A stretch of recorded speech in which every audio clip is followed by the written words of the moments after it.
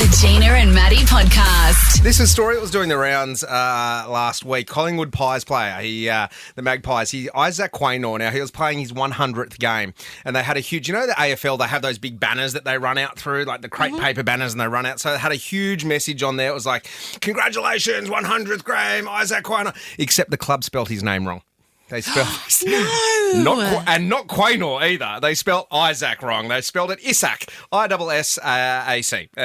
His name is not that. It is I-S-A-C, which is incredible. And we have had this on the phones with us before here, asking people how they spell their names because...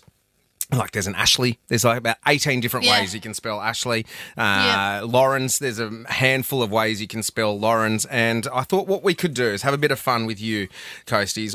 If you've got a name that people struggle to spell, you can give us a call, tell us your name. Gina and I will try and spell it. And then if we do, we'll hook you up with a double pass to go along to Hoyts, which is amazing, right? So, Gina, online we have caller 1. Hello, caller 1. Hey, how are you guys? Well, tell us what your name is and I'll have a go at spelling it. All right. My name is Kaylin. Oh, Kaylin. Okay. Yep. You go first, Gina. Okay, I'm going to go Kailin. Kaylin. Nope. All right. I might go with like Ponga, so I'm going to go Kayln. No. Okay. Kaylin. K. Oh. Go, Gina. Cailyn. No. Okay. I'm going to have one more crack. Kailynn.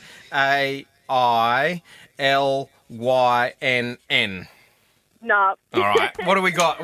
How are you spelling Kaylin? Caillin. Oh, okay. Oh. All right. They must have a lot of fun when you are trying to spell your name at All the time. What is the most common way you get Kaylin spelt when you say your name, Kaylin? Caillin. Okay, yeah. Yep. That's good. The right way. All right, Kaylin, you know what? I'm going to throw you some tickets to go to the movies at Hoyts Arena, okay? Hang there. Amazing. Thank you, guys. Our pleasure. Okay, caller 2. Who have we got here? Natalie. Oh, hello, caller 2. I know how to spell Natalie. Natalie. No. No? Okay. Now, I am going to go Natalee. No. Oh, okay. I'm going to go Nattaley. No. Okay. Oh. I'm going to go Natligh. No. Go again, Gina. You got another Oh, one? okay. Yes, I have. Nataley. No. Natalie, how are you spelling Natalie? It's Natelllie. Wow. Oh, Can I we buy- were never going to get that, Nat. Can I buy a consonant there somewhere? Thank you very much, Natalie. I'm going to throw you movie tickets as well to Hoyts Arena. And let's go one more here. Caller 3. Who have we got here? It's for my daughter, Alana. Oh, okay. Alana. All right, Gina, do you want to have a crack at spelling Alana? I know how to spell Alana. It's Alana. No. How do? Okay. No. Okay. All right, You'll I'm go, gonna Maddie. Allanah. No. Right, go again. okay. Go again. Allanna. Just that. Allanna. No. Okay. Oh. Alana. Okay, I'm going to go Allannour. Alana. Alana. No. That's ridiculous. Melissa, do you hate your daughter? Why have you given her this name? How do you spell Alana? Allarna. Say it again. A-L. Allarna. Well, that makes sense. Alana. That makes Alana. Can I ask why? That makes Can I sense. just ask why, Melissa? I know. I feel bad every time she has to spell it. But it's. I didn't want her to get Alana, so I thought I'll put the R in and then she'll get Alana. But Yes. Hey, you know what? And putting that R in there has won you tickets to go to Hoyt's Erina. So, look, you know what? It's coming up roses for you and Alana, Melissa. You know, congratulations. We'll throw you a double pass to go to Hoyt's Erina. Gina and Matty. Gina and I are back after a little bit of a hiatus. Had a couple of weeks off. We are going to hear more about Gina's Bali adventures real soon. But I didn't get away so much. I was thrown the tools of the household, seeing that I'm normally doing this job. Don't normally get to do that morning school routine with the three kids. So I got a 9-year-old, a 7-year-old, and a 5-year-old at home. And Bella was just like, here you go. This is what a morning is like in our house. And I tell you what, Gosh. I know where I'd rather be, here, back announcing Troy Sivan. Did the school drop one day, forgot the 7-year-old school bag, so that was a fail. So clearly not built for that job, which was nice. I did a couple of shoots for Channel 7, got to go out and do some Sydney Weekender, which was nice. Got to do a couple of stories, and then, on Saturday night, I was at the Wallabies game doing the ground announcing there, and that was their first win in a while and first international test here on home soil as well, and that was a real buzz. Farewelling Michael Hooper, yeah, it was a real highlight for me. But what I did do in between the parenting and working over those 2 weeks was I snuck away to Brisbane. Glamorous Brisbane, and I poke fun at Brisbane, but it's actually quite a quiet little town. It is quite a quiet place. Bris Vegas. Stayed there down near the wharves, and there's a great little brewery there, Felons. If you know Brisbane, underneath the Story Bridge. Stayed down there. Saw a mate who I haven't seen for years. Really, he's one of my groomsmen. He's going through a bit of a rough patch, so I thought, you know what, a group of us. There was 4 of us that went up and hung out with him, and I haven't caught a plane for a while, and I always get super uncomfortable and awkward about where to look when they're doing the demonstration of the seatbelt and the life jacket. It's like, I feel like I got to give, because you look at people, they don't take their headphones off, they don't look up from their phones, and someone's doing the demonstration. It's their job. They're putting all the effort in. I'm like, I'm going to give you my attention. And so I was watching. I was like, this is so boring. But I'm watching, and then she caught my eye of me watching her, and then I feel like that made her feel even more uncomfortable doing it. So then I just looked away, and I was just like, I'm not going to pay any more attention to it. Okay, we know the drill, as if the brace position is going to do anything anyway. Okay, so we got there, and it was great. The weather was unbelievable. Coming from the coast where it's, raining and 13, it hasn't stopped raining, it's felt like, for the last month. It was 25 degrees. It was shorts and shirts weather. Nice. Got the guns out. And so I went to a mate's place, and he's like, okay, I've organised, there's 5 of us. He goes, I've organised a big lunch today. We're having a long lunch. He goes, but to prepare for it, I'm going to take you to the gym, and we're going to go do a little bit of a workout, and then we're going to go into the wellness area, very posh, and we did like these cold baths, cold plunges into a hot plunge, into a cold plunge, back and forth, which was awesome so I'm there in my budgie smugglers until the whole Brisbane Lions football team walks in with their shirts off in their budgie smugglers with their rigs, and I'm like, okay, I'm here with my dad bod and my titties out and my guts hanging everywhere. And I said to one of them, if I keep doing these plunges, am I going to get a rig like that? And they're like, yeah, no, it takes a little bit more than that, Tiger. I was like, oh, thanks, awesome. So that was fun. And then, right, so I went into the change room afterwards to get dressed and dried, and after doing all that, I didn't lock the door. Unbeknownst to me, opens the door, in bursts Mike Goldman, who you might remember from Big Brother Up Late, the voiceover guy, and he's just gone, oh my God, I've got my pants down around my ankles. I was like, oh my gosh.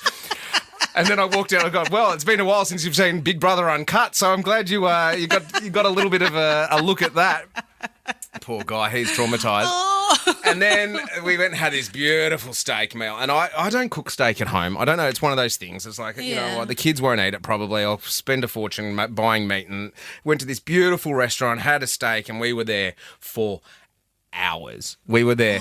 We got a tap on the shoulder at one point, and they went, so we're just getting ready for our dinner service now. I think it's time. We looked around. The whole place was empty.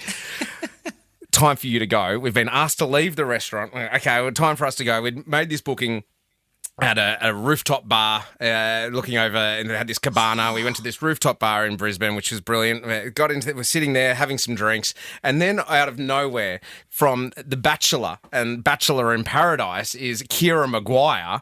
For those people who are playing along at home will know who she is. But she's burst into our cabana, taken it over with a couple of guys she's met at lunch. And she's like, oh, you don't mind if we sit here, do you? And then she starts talking. No, I was like, oh...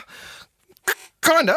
Anyway, but sit down. She sits down and she's like, so what are all you gay guys doing? And we're like, Oh, what? and I was like, no, just a bunch of dads. She's like, what? So you guys aren't together? And I was like, no, we're just a bunch of dads having a catch up. She's like, are your wives in the city? And I was like, you know what? I think it's time for her to leave the cabana. We will wrap these things up. We dobbed to security. They had to come and remove Kira from the Bachelorette, from our cabana with the two guys she met at lunch, which was fantastic. It was so fun to watch. Anyway, I'm not allowed to back into Brisbane anymore. No, I am banned from Brisbane from here on in. Gina and Matty. Gina Jeffries, let's transport you back to Bali, where you were for the last 2 weeks. Would you like a massage? I would actually. That would be very good, thank you. I don't think HR will let me do it, but it's theatre of the mind, guys. Theatre of the mind. How was your trip, Gina? Look, we had the best time. Before we went, I really spent some time on Instagram looking up what you should go and see when you're in Bali.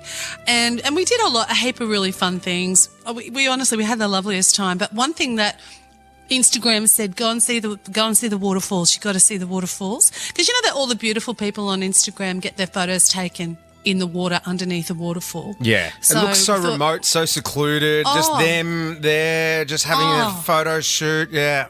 Remote and secluded is the word. So we take off. We take off. Not easy getting there. We walk to a little village, which is lovely, real traditional little village. Then the locals say it's just 20 minutes up that way. Up. Underline the word up. 20 minutes up the one hill. Then you go down the other side, really steep and slippery. Like, we walked for about an hour to find this place, and we're thinking eventually, we're not even anywhere near it yet. We're still walking through this little village. We finally get to the top of one of these little uppity things, and there's old mate there. And old mate charges us some money to get in. Oh. And he gives us a big stick each, like a really big stick each. And then we've gone, what's that for? He hasn't got much English, so we're not real sure what the stick's for. We figure it out because we just take the first part of it is you go down like it felt like a million steps, really, really steep steps. There's more mozzies than you've ever met in your entire life in your backyard. And if you can imagine, you're walking through a rainforest, like really, really a rainforest with these big sticks. And so we're using the sticks to try and help balance ourselves because otherwise you might fall off. So we get down to Waterfall A. Now, Waterfall A tells me there's another one yet. And that's been very difficult to get there. And Rod's bestie, Matt's got a sore knee. So they go, look, that's enough for us. We'll go back. And we're happy with Waterfall A. We're happy with the entree. Done. Yep, me too. Let's go. But Sue, one of my very besties on the planet, she's such a good friend. My shoes were really hurting from walking through the town. So she swapped shoes with me. Oh, my God. So now she's got the new shoes that I bought at a market on that hurt. And I've got her comfortable old ones on. And she wants to keep going. So I can't say no to go and see Waterfall B. Sue's going through pain with my shoes and my feet feel great now. So I go, all right, I'll go with Sue. So I go with her. We do a quick bush wee. Yes. When in Bali, why not? You got to go. There's no one else. We're on this walk for like an hour and a half. There's nobody else. So we both just disappear on the track, actually. We added a little bit more water to the track. Yeah, you're going to turn up on Influencers in the Wild or something, Gina, doing a bushwee in Bali. So, you know when you go to the gym, Matty, you know those big blocks that you jump up on? Yeah, the box jumps, Well, they were the easiest steps. They were the smallest steps up. Going to this next waterfall. So you got to go high and then you got to go low to get to it, up and over. So we are going over massive, like it's the biggest workout I've had in a very long time. If you can imagine jumping up on those box steps for like an hour, up and down, and they're the easiest ones. Then it gets harder. It's slippery. It's the most difficult thing I've ever done. And finally, we can hear in the distance the thunder of a very, very big waterfall. Amazing. So we're nearly there. We're nearly there. We down we go. Just Sue and I. I'm secretly thinking we could get mugged. Anything could happen here. It's just two girls out in the bush, but there's no one around. Just chasing waterfalls. Just been TLC. Just going after them. So we finally, and it's pretty spectacular, this big one, and you can swim there if you want to, but we don't want to because we're too tired. Anyway, Sue goes, can you take a photo of me? I can't even take a photo of her because my hands are shaking so much from holding onto that big stick so tight. My hands are literally, I'm going to drop her phone in the water. So I give it back to her. She's fine. She takes a selfie of us and then we're like, okay, we're nearly there. This must be it.